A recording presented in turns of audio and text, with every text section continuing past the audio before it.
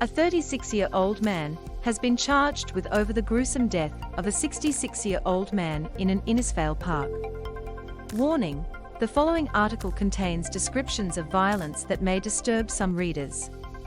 The 36-year-old Innisfail man allegedly used a circular saw to sever the 66-year-old man's leg below the knee. It is alleged the pair drove together to Fitzgerald Park in Innisfail, far north Queensland, just before 4 a.m, where they sat under a tree. 20 minutes later, the 36-year-old used the saw to cut the older man's lower leg off. The accused then assisted the 66-year-old back to the car before fleeing the scene on foot. Shortly before 4:30 a.m, a member of the public located the mutilated man and contacted emergency services. He died a short time later. The 36-year-old was found by police around midday at an Innisfail residence and assisted police with their investigations. He will appear at the Innisfail Magistrates Court tomorrow on one count of. Detective Inspector Gary Hunter said police believe the men had entered an arrangement of some kind for the 66-year-old man's leg to be amputated.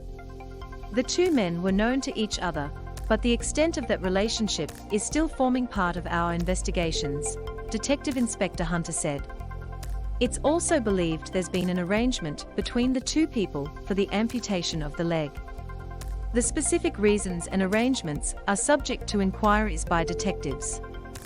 We are unable, at this stage, to establish the motive behind the removal of the leg, but this is not an unprovoked attack, he said. Detective Inspector Hunter said the circular saw was owned by the deceased man and refused to speculate whether drugs were involved. He said the incident was devastating and tragic, and police had appointed a family liaison officer to provide support to the victim's family. Obviously they are upset with what's occurred. It's totally unexpected. During my 34 years as a police officer, I've never experienced a situation as we are presented with here today, Detective Inspector Hunter said. A report is being prepared for the coroner. Police are appealing for anyone with information on the incident or relevant CCTV or dashcam footage to come forward.